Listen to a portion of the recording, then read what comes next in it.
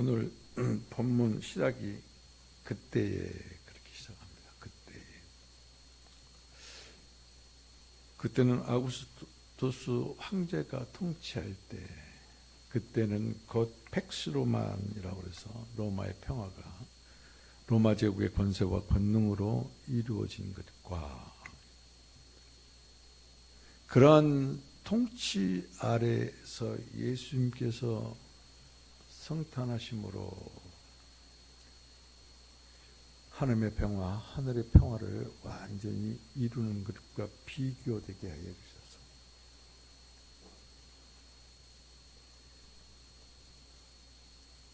그런 억압과 그리고 억제하는 통치 가운데 무력 통치나 마찬가지죠. 참된 하나님과 하나님의 평화를 이 땅 가운데 심는 것, 이 땅 가운데 우리 마음 가운데 평화를 주시는 것, 그 평강의 주님과 비교해서 누가는 오늘 2장 1절에 그때에 이렇게 시작하고 있습니다. 그런 상황 가운데 있을 때 로마 황제 아우구스투스가 로마 제국 전역에 점령된 모든 속국들에게 호적을 하라고 칙령을 내립니다. 이게 인구조사예요. 이 인구조사는 첫 번째입니다. 그래서 모든 사람들이 이 호적에 등록하려고 조상들의 고향인 그 본적지로 갑니다. 요셉도 다윗의 자손이기 때문에 갈릴리 나사렛에서 여같이 베들레헴으로 올라가는데, 그 거리가 약 160km라고 합니다.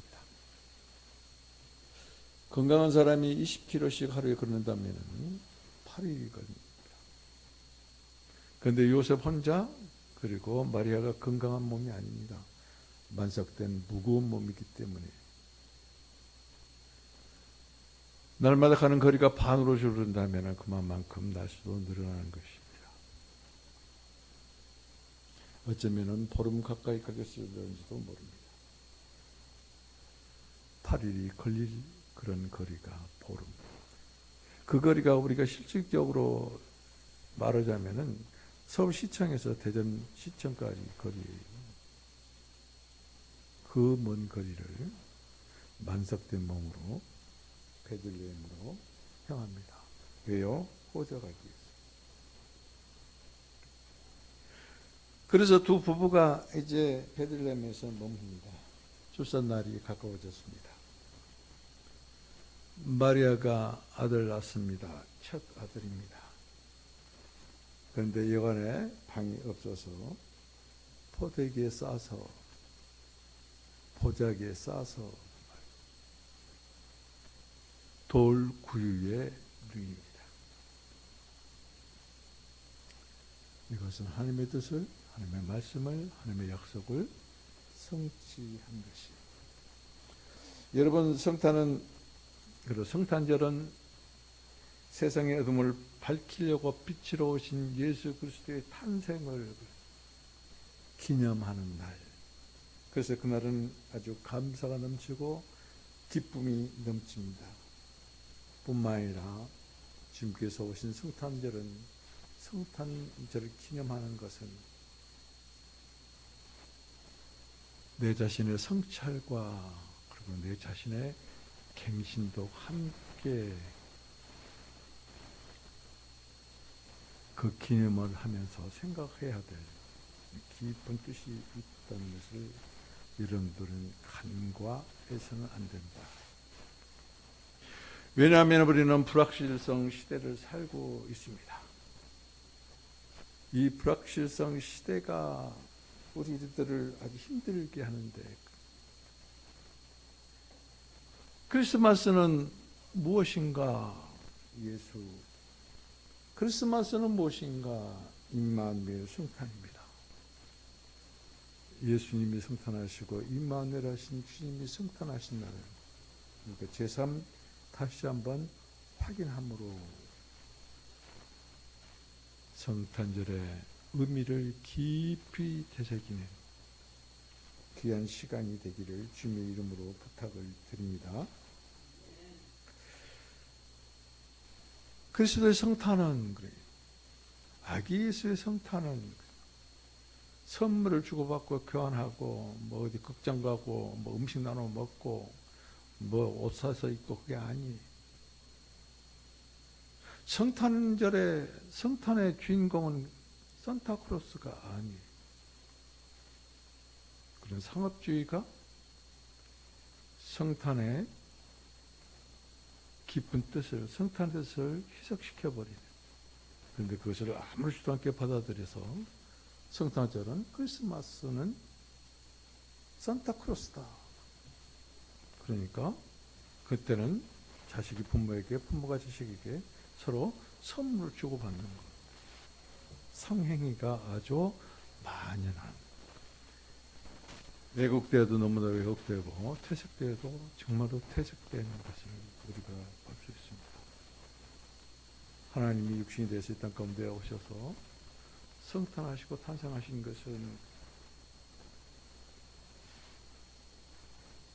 우리가 지난주에 누가복음 1장에서 그 은혜를 받은 것처럼 마리아야,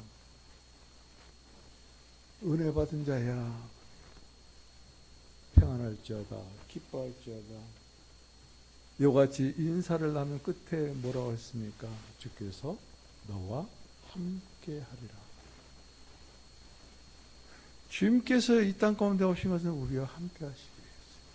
주님께서 예수가 되시고 주님께서 임마누엘이 되신 것은 우리를 구원하시고 그걸로 끝나는 것이 아니라 우리와 함께 영원히 함께하시기를 위해서 이 땅 가운데 오신 것입니다.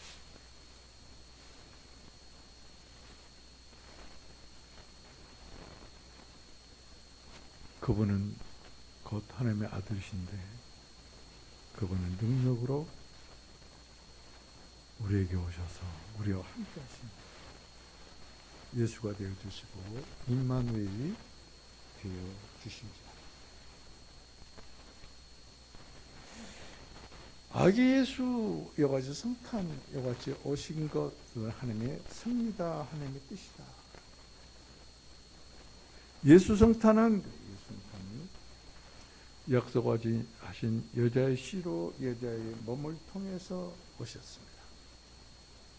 당시 처녀의 몸으로, 그것도 약혼한 처녀의 몸으로 임신한 것은 정말로 수치스러운 것이고 관계된 사람들에게는 아주 곤혹스러운 것이고, 그 당시 율법은 그렇습니다. 처녀가 이같이 임신했을 때는 율법으로 말미암아 정죄를 받게 돼 있습니다.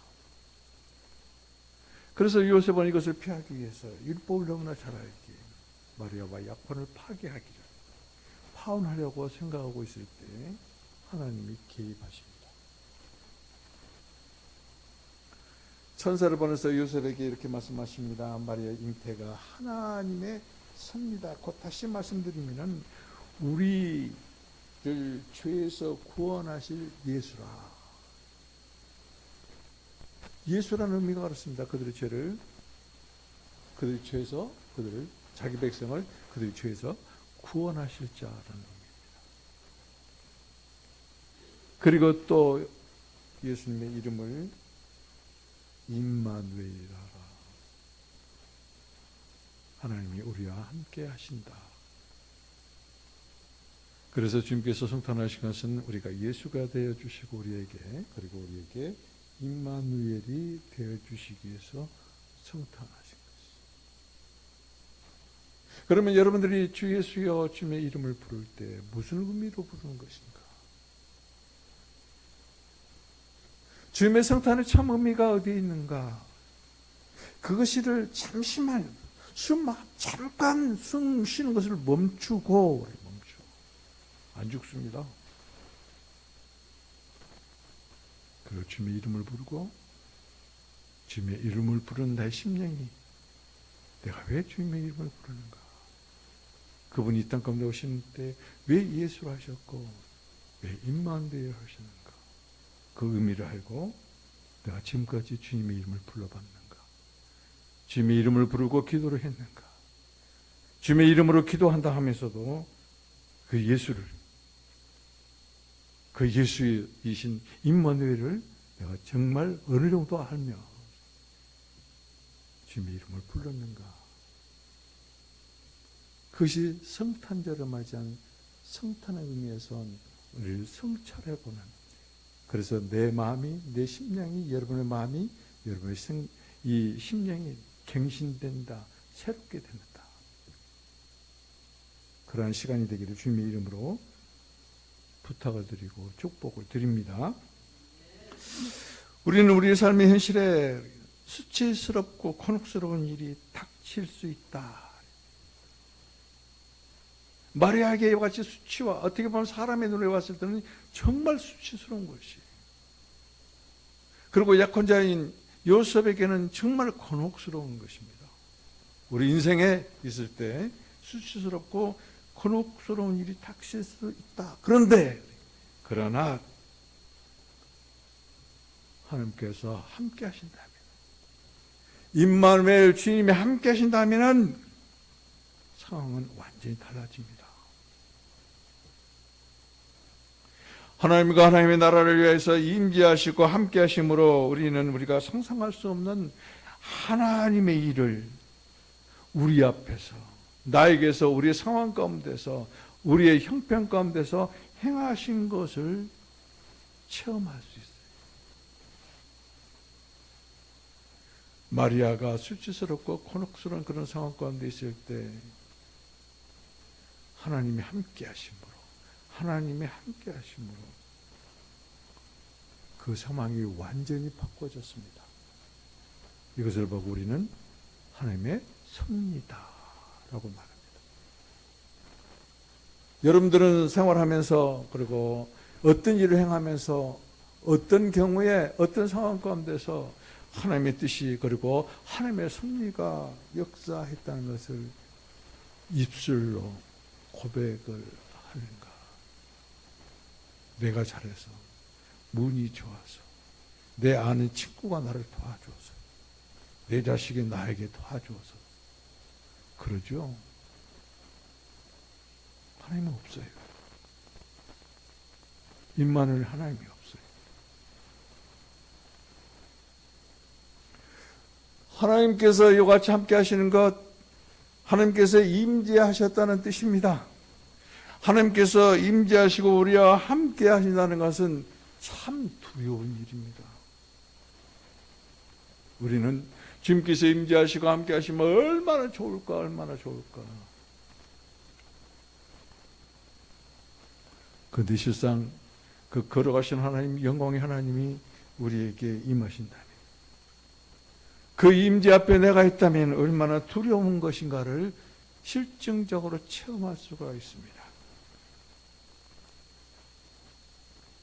죄인인 인간에게 걸어가신 하나님의 임재하신다. 죄인인 인간에게, 죄인인 나와 여러분에게 함께 하신다. 두려운 일입니다. 조금 전에 말씀드린 것처럼 한편으로는 기쁘고 한편으로는 아주 좋은 즐거운 일이지만 다른 한편으로는 두렵다는 것입니다. 왜 그런가? 우리는 부족하기 때문에 그래요. 왜 그런가? 우리에게는 죄성이 있기 때문에 그래요. 왜 그런가? 우리는 죄로 인해서 티끌처럼 사라져버릴 그런 존재이기 때문에 그래요. 왜 그런가? 우리는 거룩하신 하나님 앞에 서 있을 수 있는 그런 존재가 아니기 때문에 그래요. 왜 그런가? 거룩하신 하나님을 우리는 감당할 수 있는 존재가 아니기 때문에 두려운 거예요. 하나님을 두렵지 아니하니까 무서워한 것하고 그냥 무서워서 무서운 게 아니에요. 추하고 더러운 내 모습이 하나님 앞에 있을 수 없는 존재란 것을 알면 두려운 거예요. 두려운 줄을 모르고 하나님을 함부로 생각하고 하나님을 함부로 비방하고 하나님을 함부로 대하고 하나님의 이름을 함부로 부르는 두렵지 못하기 때문에 우리는 그것을 경외한다. 다른 말로 표현할 때 경외한다. 두렵고 떨림으로 하나님의 이름을 부르고 하나님을 대면하는 것. 과연 우리의 심령이 하나님을 이같이 경외하는 심령? 하나님의 그 두려우신 하나님 앞에 내가 설 수 없는 그런 존재. 그럼에도 불구하고 주님께서는 우리를 찾아오셨다는 이 사실을 알고 감격해 본 적이 있는가? 이사야 선지자는 이사야서 6장에서 그렇게 말합니다. 영광의 주님, 거룩하신 주님 앞에 임재한 그 앞에 섰을 때 이사야가 이렇게 말합니다. 화로다, 나는 망하게 되었다. 영광의 임재, 하나님이 이사야에게 하나님의 사람으로 선지자로 헌신하는 이사야에게 하나님, 영광의 하나님, 거룩한 하나님이 나타났는데 왜 이사야는 화로다 나여 망하게 되었다 이렇게 고백했을까요?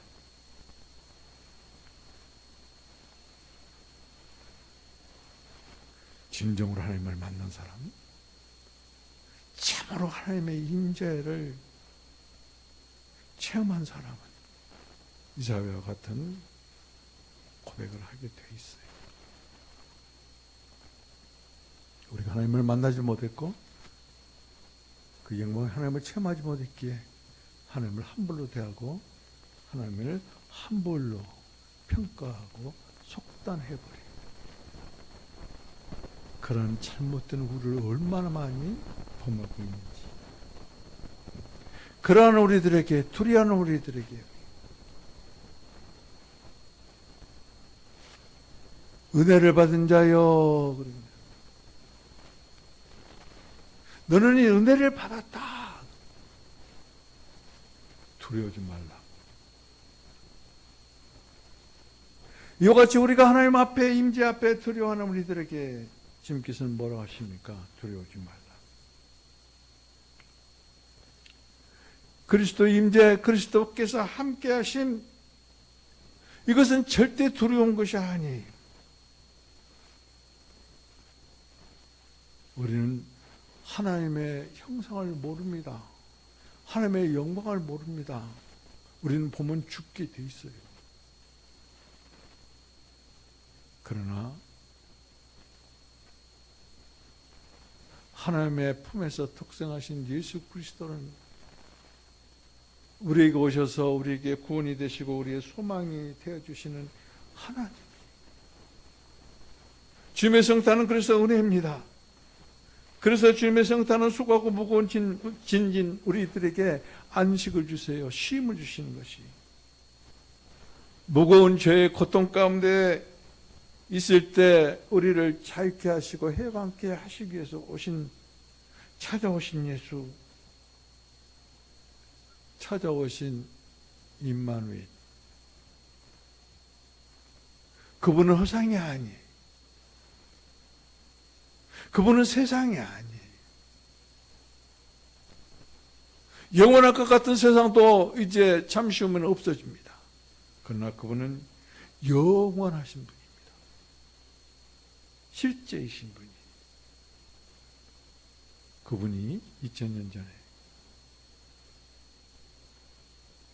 이 땅 가운데 오셨고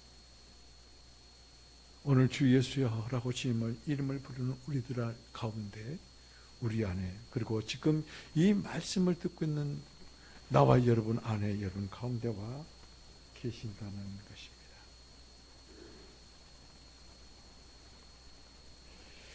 그분은 오셔서 어떻게 어느 곳에 계시냐 하면은 지극히 낮은 곳에 계십니다. 그런데 그분은 지극히 낮은 곳에 어떤 모습으로 오셨느냐?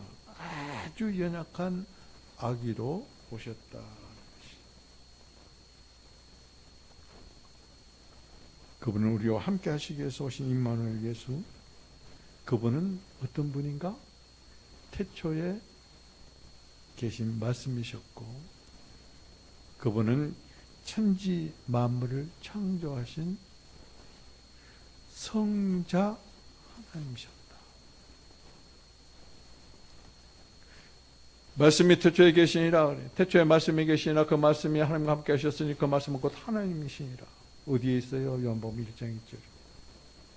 만물이 그로 말미암아 만들어졌고 있게 되었고 존재하게 되었고 창조하셨다는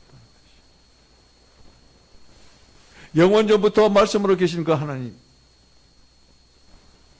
그리고 태초에 하늘과 땅과 그 안에 있는 모든 만물을 지으신 창조의 하나님, 그분은 성자 하나님이셨다. 그분이 원하신다면은 권세에 있는 왕으로 이 땅 가운데 오실 수 있었어요. 그분이 원하신다면은 모든 사람들이 칭송하고 찬송한 그런 모습, 광대한 모습, 영광의 모습으로 이 땅 가운데 오실 수 있었어요. 그러나 그렇게 오지 않으셨어요. 하늘과 땅과 그 안에 있는 모든 만물을 창조하시고 그리고 모든 권세를 가지신 성자 하나님은 어떻게 오셨어요? 어린아기로 오셨어요.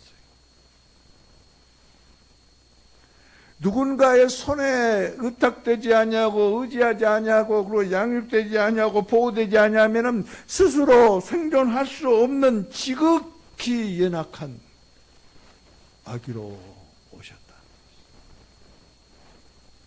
나는 여러분들이나 부모님, 어머니가 나를 낳을 때 이같이 성인 돼서 나온 사람 하나도 없어요. 스스로 생존할 수 있는 그런 능력을 가지고 태어난 사람 하나도 없어요. 마찬가지입니다. 영원전부터 계신 말씀이신 그 하나님이 그 말씀으로 천지를 창조하신 창조주 곧 성자 하나님은 아주 권세 있는 왕으로도 오실 수 있었고 많은 사람들이 노래하고 찬송하는 그런 영광된 광대하신 모습으로도 오실 수 있었음에도 불구하고 그렇지 않고 이같이 연약한 모습으로 오셨다. 그냥 연약한 모습이 아니라 지극히 연약한 모습으로 오셨다. 사람의 손에 의해서 양육되지 아니하고 보호받지 아니하면 생존할 수 없는 그런 아기로 오셨다. 그렇게 오시는데 어디에 오셨는가? 어느 가정에 오셨는가? 지극히 연약한 가정입니다. 그리고 지극히 작은 베들레헴, 그곳에서도 돌구 위에 보자기에 쌓여서 완전하신 예수 그리스도가 인간의 연약함과 그 다음에 인간의 한계의 옷을 입고 오셨다. 전능하신 하나님, 완전하신 하나님, 말씀으로 창조하시고 말씀으로 붙들고 계시고 말씀으로 지금도 유지하고 계신 그 하나님, 인간의 몸을 입었는데 인간의 가장 연약함, 인간의 몸을 입고 오시는데 인간의 한계를 몸에 지니고 몸에 입고 오셨다. 여러분, 내가 연약하다는 것을 누가 알면은 자존심 상합니다. 정말로 불편합니다. 그래서 누구에게나 나의 연약함을 감추려고 해요. 안 들키려고 전전긍긍해요. 극도로 경계를 해요. 왜 그런 줄 아세요? 경쟁에서 뒤처질까 봐서. 왜 그런 줄 아세요? 손해볼 것 같아서. 사랑받지 못할까 봐서. 인정받지 못할까 봐서. 이러한 생태적인 두려움이 내재되어 있기 때문에 그래요. 사람들은 이 연약한 그런 모습을 심리적인 장애다. 심리적인 장애. 우리 눈에 보이는 육신의 장애가 아니라 심적인 장애를 말합니다. 이것을 감추기 위해서 능력과 어떻게 연을 맺어보려고 하고 재물과 연을 맺어보려고 하고 배경과 연을 맺어보려고 하고 그리고 인맥과 연을 맺어보려고 합니다. 그래서 이런 것들을 같이 어떻게 연을 맺어 보려고 혈안이 됩니다. 때로는 친절과 사랑으로 포장하여서 자기 자신을 감추기도 합니다. 때로는 회피하기도 하고 때로는 분노와 억압 뒤에 자신을 숨기려고 하기도 해요. 이런 모습과 예수 그리스도의 모습은 완전히 판이에요. 정반대. 그런데 그리스도는 오히려 연약한 우리 가운데 더 연약한 모습으로 우리에게 오셨어요. 우리는 아기가 아니고 성인이고 늙었고 그리고 70평생 80평생을 산다 하더라도 연약한 존재거든요. 그 연약한 존재 안에 오려면 더 작고 더 연약한 그런 존재로 낮추어야만 오시기에 마다하지 아니하시고 연약한 가운데 우리의 연약한 가운데 지극히 연약한 아기로 오셨습니다. 그분이 잉태되고 그리고 태어나서 사는 곳은 사람들로부터 아주 조롱을 받은 변방, 스불론 땅, 갈릴리 도,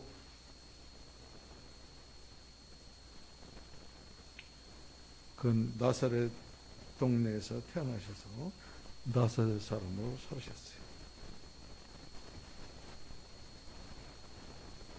하나님은 그 무엇 하나도 내세울 것조차 없는 마리아와 요셉의 가정에 보내셨고 그리고 그들의 헌신적인 사랑이 없이는 생존조차도 할 수도 없는 연약한 아기로 하나님께서는 그 가정에 보내셨고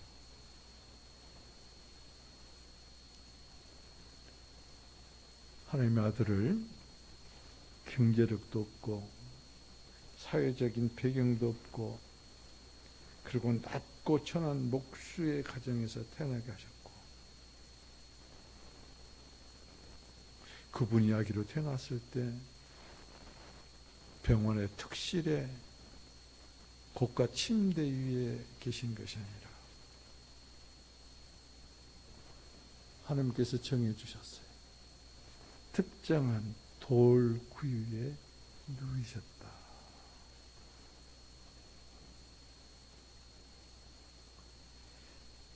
이같이 아기에서는 아주 지극히 연하고 낮은 것. 그런데 그 지극히 낮은 거 연약한 것 그것보다 더 지극히 연약하고 낮은 모습으로 오셔서 왜요? 반복하지만은 예수가 되어 주시기 위해서. 왜요? 또 반복하지만은 임마누엘이 되어 주시기 위해서 그렇게 오신 것이. 성탄절을 세상적으로 생각하지 마십시오.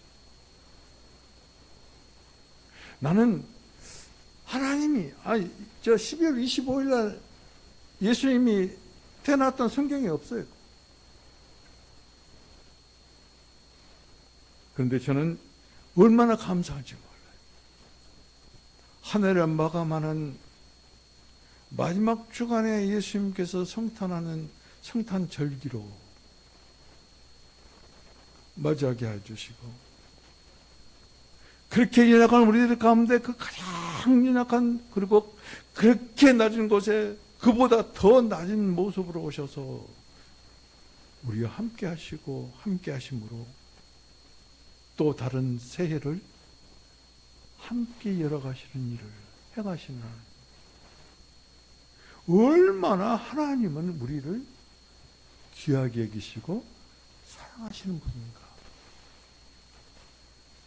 한 해를 보내면서 그리고 새해를 맞이하면서 때로는 정말로 서운하기도 하고 내가 무엇을 했지? 반성할 기회도 가지고 그러다 보니까 어떻게 연말 연시 연말 송년 모임 송년 파티 가다 보니까 그냥 덜렁 새해를 맞이했어요. 아무런 준비가 안 된 상태.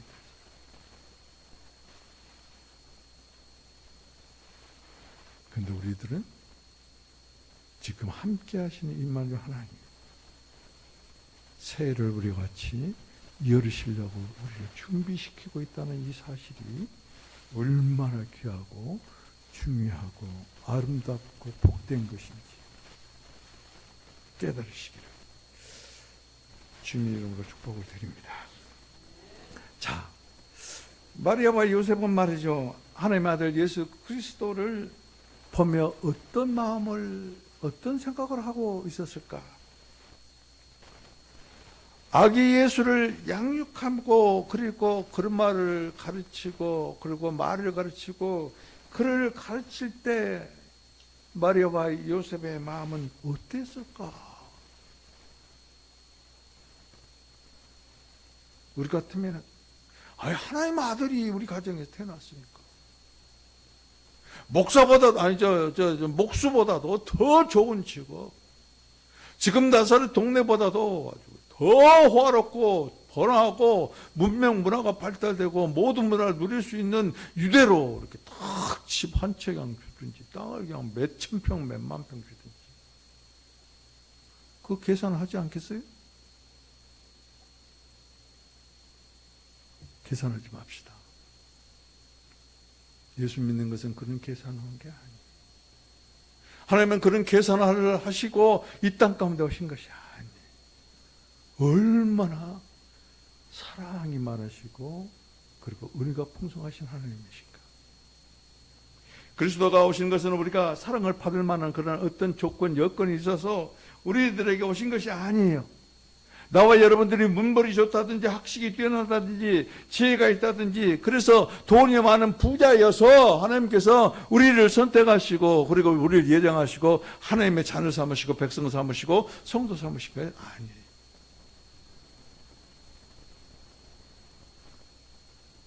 세상에서 가장 약한 것들이고 세상에서 정말로 미련한 것들이고 천한 것들이고 멸시받은 것들이 이런 것들이 오셨을 때 예수님은 슈퍼맨으로 오신 분이 아니에요. 슈퍼맨. 아스는 말이죠. 슈퍼맨으로 오실 메시아를 기다리고 있었던 것이에요. 나라고 기경했을 때. 그런데 천의 몸에서 증표를 보여주신데 뭐라고? 아기가 태어날 것인데 그 이름이 임마누엘이라. 거들떠 보지도 않았어요. 혹시 우리의 마음이 그런 마음이잖아요.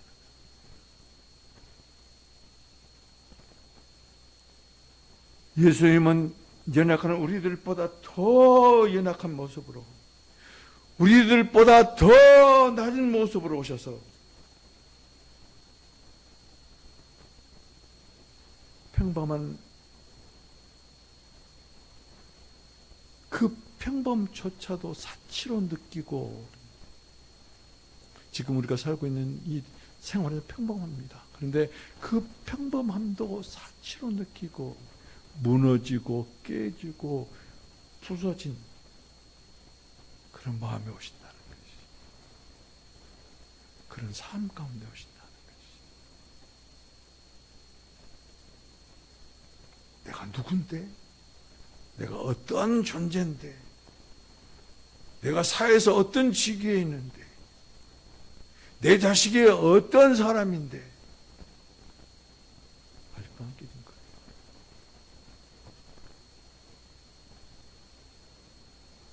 세상 그 어느 것으로 어떤 것으로 아무리 채워도 아기 예수와 바꿀 수가 없어요. 아기 예수만 또 못한 것들이거든.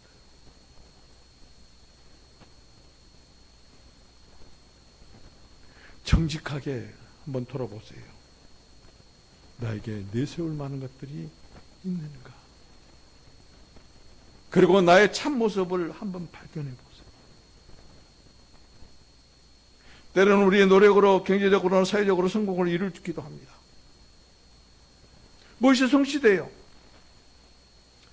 그때 그런 사람들이 하는 말이 어떤 말인가? 열심히 살았어. 나 열심히 살았다. 뒷눈질 안 하고 헛된 데 쓰지 아니하고 열심히 살았다. 그렇게 말합니다.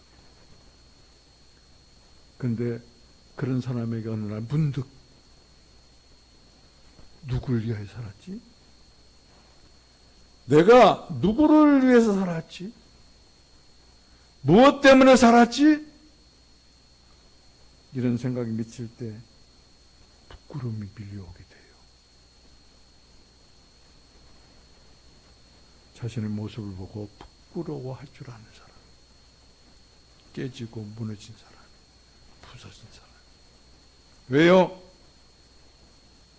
내가 열심히 살아서 내가 경제적으로나 사회적으로 어떤 것을 이루는데 그 가운데 나의 모습을 보니까 어떤 모습? 부정한 나였다.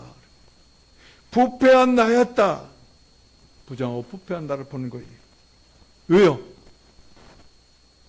나만을 위한 내가 부정하는 거예요. 나만을 위한 내가 부패한 거예요. 그런 모습을 내가 받기에, 그러한 자신을 받기에 부끄러운 거예요. 이건 누구에게 자랑할 수도 없어요. 그냥 스스로 부끄러운 거예요. 잘못 살았구나. 때로는 직장에서, 사회에서, 그리고 가정에서 관계의 얼음으로 말미암아 내가 실패한 자가 아닐까 하는 그런 의구심, 그렇게 여기기도 합니다. 그럴 때는 내가 메뚜기만도 못하다. 그리고 다른 사람들은 거인으로 보이는 거예요.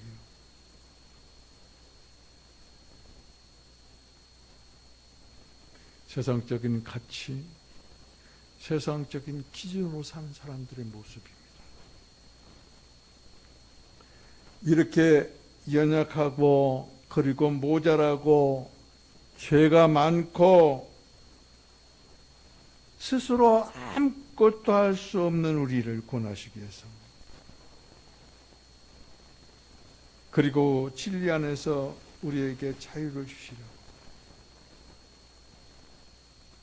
우리와 함께 하시려고 이 낮고 천한 우리들에게 오셨어요. 하나님은 계산하지 않았어요. 너는 돈이 없는 놈이야. 나는 미련한 놈이야. 너는 사회적으로 아무 인정도 못 받은 놈이야. 네가 그렇다고 해서 영리하기를 해. 네가 그렇다고 해서 지혜가 있기를 해. 이것 계산하지 않았어요. 그 하나님의 아들이 마리아와 요셉에게 왔어요. 그 가정에 왔어요. 그들도 역시 계산하지 않았습니다. 이 말씀을 듣고 있는 우리들 자신들도 이렇게 대해야 하지 않을까. 우리도 마찬가지여야 합니다. 왜요? 그분이 하나님이니까. 그분이 예수님이시니까. 그분이 임마누엘이시니까. 그분이 내 안에 계시니까. 우리 가운데 계시니까. 우리 교회의 머리이시니까. 우리 가정의 머리이시니까. 사업의 주관자이시니까. 직장을 통치하고 다스리는 분이시니까.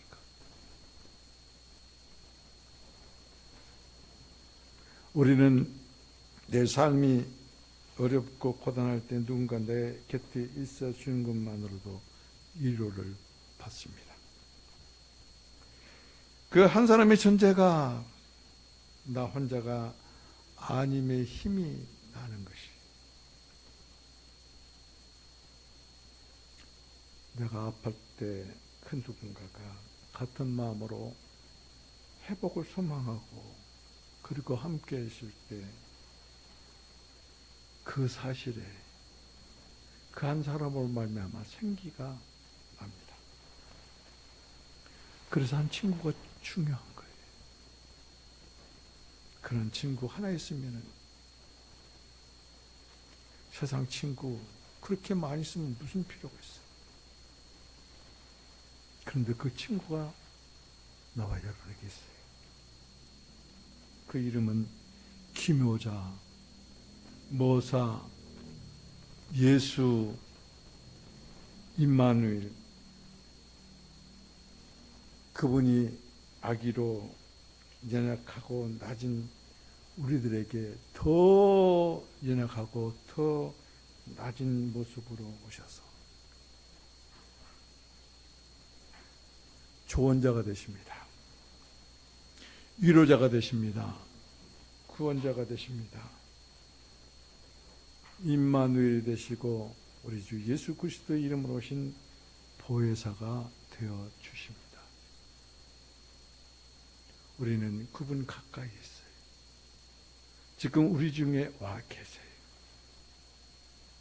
자, 따라서 같이 한번 주님에게 우리의 신앙을 고백 드립시다. 따라서 합니다. 주여, 저는 주님의 종입니다. 말씀대로 저에게 이루시기를 원합니다. 오셔서 구주가 되어주시고 임마누엘 주가 되어주시고 그래서 온전히 주님과 하나 되게 하시옵소서.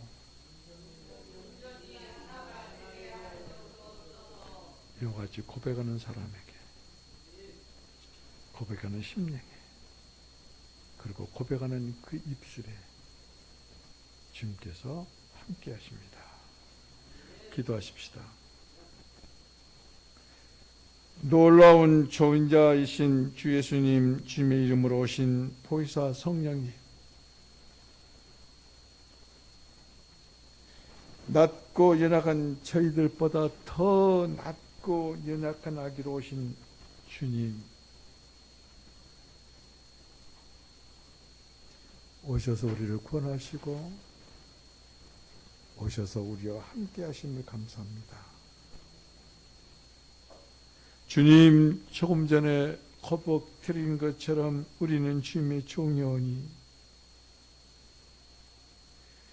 말씀이 주의 종들에게 이루시기를 원합니다. 이와 같이 고백하고 또 초청하오니 연약한 우리 가운데, 연약한 우리 안으로 오시옵소서. 오셔서 영원히 함께 하시옵소서. 그러므로 하늘에서는 하나님께 영광, 땅에서는 하나님을 기쁘게 하는 성도들 가운데, 우리 성도들의 마음에, 우리 성도들의 가정에, 우리 성도들의 직장에, 우리 성도들의 사업에 평화가 되어 주옵소서. 우리 주 예수 그리스도의 이름으로 기도합니다. 아멘.